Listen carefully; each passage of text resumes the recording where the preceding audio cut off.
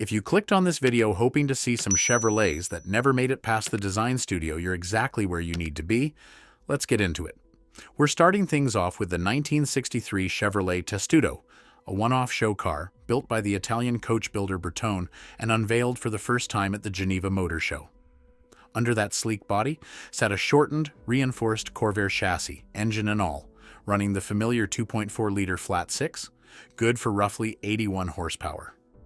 It wasn't quick by any stretch, but with the engine sitting behind the rear axle, the Testudo actually handled with a surprising amount of poise, especially under braking. The man behind the design was a young Giorgetto Giugiaro, and this car ended up becoming one of the defining pieces in Bertone's history. The silhouette was low, sharp, and forward-thinking, with a crisp waistline crease said to be inspired by a turtle's shell, which happens to be exactly what Testudo translates to in Latin. Details like the wraparound windscreen, hidden pop-up headlights, taillights tucked into the bumpers, and a forward-opening glass canopy made the whole thing feel like something from another decade entirely.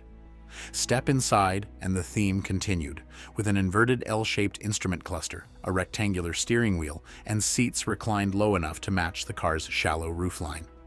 Despite being built purely for the show circuit, the Testudo did occasionally see real roads. Giugiaro once drove it to Fiat to pick up his wife, and the crowd it attracted was so large, it took him 20 minutes just to pull away. Its story took a rough turn later on when it was damaged during a film shoot alongside another Bertone concept, and it sat untouched for years before finally being brought back to life in the early 90s. It reappeared publicly at Pebble Beach in 1996, and by 2011, it sold at auction for €336,000. Somewhere around $520,000 today. Not a bad outcome for a concept built on a Corvair, a car that spent years being remembered for entirely different reasons. Next up is the 1962 Corvair Monza GT, a concept shaped heavily by wind tunnel work and loaded with clever engineering choices. The rear clamshell lifted to expose the air-cooled flat six, while the forward hinged canopy swung open to reveal a cabin built around fixed seats and adjustable pedals, a textured dash, and gauges tilted toward the driver. Even the canopy itself was designed to cut into the door openings, making it easier to climb in and out. Chevrolet took the Corvair's 102 horsepower Turbo Air 6 and reversed its usual placement, mounting it ahead of the transaxle to create genuine mid-engine balance. A fully adjustable double wishbone suspension and four-wheel disc brakes rounded things out, both notable upgrades considering production Corvairs were still stuck with drum brakes at the time. Styling cues borrowed from European houses like Pininfarina and Bertone, both of whom had already tried their hand at Corvair-based concepts of their own. The nose previewed elements that would eventually surface on the C3 Corvette, and the clamshell headlight covers gave it a distinctly continental look. Around back, dual exhaust tips poked through the fenders beneath an engine cover that ran nearly half the car's length. It first appeared at Elkhart Lake in 1962, before heading to the New York Auto Show the following year. It never got anywhere near a production line, but its rear cowl shape did eventually make it onto later Corvair models. Coming in at number 3 is the 1964 Chevy II Supernova, a car that had the unfortunate timing of debuting at the New York Auto Show the same month the Mustang arrived and swallowed all the attention. Even so, the Supernova had real substance behind it. Built as a full-size fiberglass concept off the Chevy II Nova, it stretched 7 inches longer and sat 6 inches lower, while keeping the same 110-inch wheelbase. The overall shape leaned elegant, almost like a shrunken Buick Riviera, carrying traces of the Bill Mitchell design language that defined GM in the mid-60s. The windshield raked back at a steep 60 degrees, and the rear glass sat recessed between flying buttress pillars, a look GM would borrow again for the 1966 Chevelle Sport Coupe. Finished in a high metallic Firefrost silver normally reserved for Cadillac, the car skipped exterior door handles entirely, relying instead on hidden buttons within the window trim that triggered electric solenoids to pop the doors open. Inside and out, it looked ready for showroom floors, and some even nicknamed it the Shark. Ironically, it wasn't the Supernova that shaped the Camaro 2 years later. Its real influence showed up instead in the second-generation Chevy II Nova of 1966 and 1967, with even the four-door versions carrying a bit of that same crisp styling. Number 4 brings us to the 1967 Chevrolet Astro I, a car that still looks futuristic today, So imagine the reaction when it debuted at the New York Auto Show back in 1967. The entire point of the Astro I was to see how far Chevrolet could push aerodynamics without sacrificing style. That mission shaped every inch of the body, which was molded entirely from fiberglass into smooth, flowing surfaces built to slice through air. And once again, the Corvair enters the story. Chevrolet used the Corvair platform, taking advantage of its rear-mounted air-cooled engine layout. Without a bulky front radiator to design around, engineers had far more freedom to sculpt the car however they wanted, and the result was a striking coupe that balanced hard science with genuine style. It's honestly kind of funny how often the Corvair keeps popping up throughout this entire era of Chevrolet concept work. At number 5 is the 1968 Astro II, a joint effort between GM Design and GM Research, built as a testbed for what a mid-engine Corvette might eventually become. Originally referred to internally as the XP88. It debuted at the 1968 New York Auto Show and instantly set off speculation about the Corvette's future direction. Power came from a 427 cubic inch big block V8, producing 400 horsepower mounted directly behind the driver. To make that fit within such a tight footprint, engineers borrowed a 2-speed transaxle from a 1963 Pontiac Tempest, strong enough for the job, but it forced the engine to spin backward, a trick pulled straight from marine engineering. The Astro II arrived during a stretch when Zora Arkus Duntov was pushing hard for a production mid-engine Corvette capable of competing with Europe's best. He'd already overseen the CERV prototypes earlier in the decade, but a real production version still wasn't within reach. During testing, with Duntov himself behind the wheel, the car pulled 1.00 G of lateral grip on the skid pad. For comparison, a modern C7 Grand Sport lands around 1.18 G, which is impressive company for something built in the late 60s. So why didn't Chevrolet just build the thing? Simple. Regular Corvettes were already selling as fast as dealers could stock them, leaving little reason to gamble on something so different. Still, the Astro II generated plenty of buzz, and traces of its tail design eventually surfaced on later front-engine production Corvettes. I'm holding off on digging too deep into Corvette-specific concepts here, since that topic honestly deserves its own dedicated video down the line. Today, the Astro II sits preserved within the General Motors Heritage Collection. Sixth on the list is the 1969 Astro III, a car that fully committed to the vehicle of tomorrow fantasy.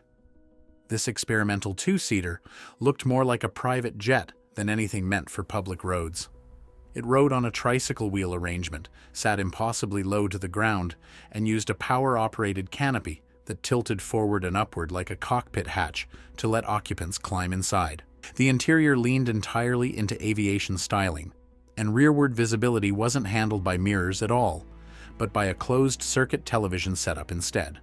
Powering the whole thing was a GM Allison gas turbine engine, the same type typically found inside helicopters, so in a very real sense, this wasn't just styled like a jet, it partially was one.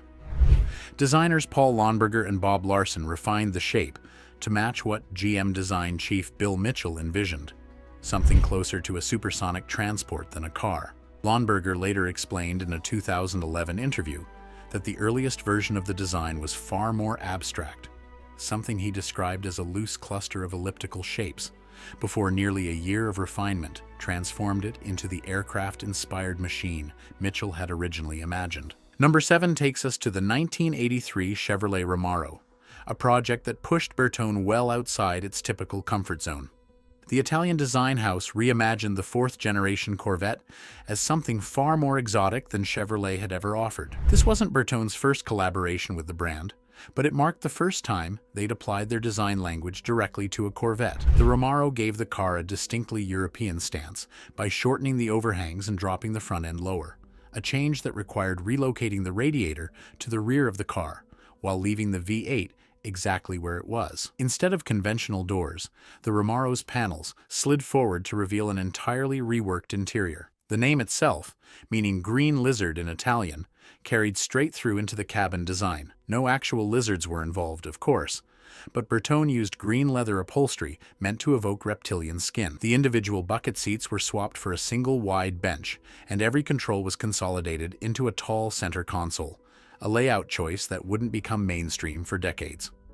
The Ramarro made its debut at the 1984 Los Angeles Auto Show, right as the all-new C4 Corvette was landing in dealerships. It was never intended for production, but it proved just how far the Corvette's identity could be stretched without losing what made it a Corvette in the first place. At number 8 is the 1984 Citation IV, a concept that took a genuine step toward the future through some clever technical choices.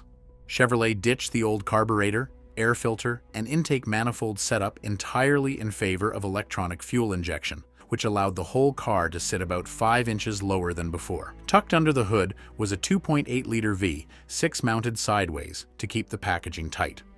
Inside, the dashboard stole the show. Built around a small liquid crystal display positioned directly in the driver's line of sight that displayed everything from fuel level to oil pressure through simple bar graphs. A digital speedometer sat alongside it, and to keep drivers from looking away from the road, speed readings were even projected onto the inside of the windshield. Controls were grouped onto pods positioned within easy fingertip reach of the steering wheel, while an angled center console connected the armrest to a deep, padded dashboard for a cabin that genuinely felt ahead of its time. Ninth on the list is the 1987 Blazer XT1, first shown at the Chicago Auto Show. Power came from a 4.3-liter V6, rated at 202 horsepower, paired with an electronically controlled 4-speed automatic. Solid numbers for the era. But the real story was underneath, where 3 electronic differentials worked together to send up to 80% of available power toward whichever axle had the most grip. Combine that with 4-wheel steering, and this boxy SUV concept could manage a turning radius of just 14 feet, tighter than plenty of compact cars on the road today. Step inside and the theme shifted straight into science fiction territory, with a glass roof and hatch, a digital future vision instrument display, and an airplane-style yoke standing in for a traditional steering wheel. Even the cargo area featured built-in storage modules that could be accessed without ever removing them from the vehicle. The XT1 came out of GM's advanced vehicle engineering team and was never destined for showrooms, but it offered a clear window into where Chevrolet's thinking was headed as SUVs began shifting away from rugged off-roaders and toward everyday family transportation. Rounding out the list at number 10 is the 1987 Chevrolet Express. And no, this has nothing to do with the full-size van that would later carry the same name. Long before that badge ended up on a cargo hauler, it belonged to this wedge-shaped concept engineered specifically for high-speed highway travel. The idea was ambitious. Build a vehicle capable of cruising at 150 miles per hour along a proposed government-run expressway system. Power came from a gas turbine engine running on kerosene, producing a modest 120 horsepower on paper. But thanks to extremely light construction, a drag coefficient under 0.20, and 350 pound-feet of torque, the Express could still comfortably hold triple-digit speeds without much effort. Chevrolet packed the car with technology that sounded borrowed straight from science fiction at the time, including electro-hydraulic power steering, drive-by-wire throttle control, camera systems in place of traditional mirrors, and a key fob that automatically triggered the canopy to open as you approached. And here's the part that really stands out. None of it was fake. This was a fully operational concept built with genuine working technology, not a hollow shell meant purely for display. If the design feels oddly familiar, there's a good reason for that. Think 80s. Think science fiction. Think time travel. The Chevrolet Express actually appeared on screen in Back to the Future Part 2, cruising through the film's vision of the year 2015. If you enjoyed this one, feel free to subscribe and check out the recommended video on screen, covering one of the weirdest cars Ford ever created. Otherwise, I'll see you in the next one.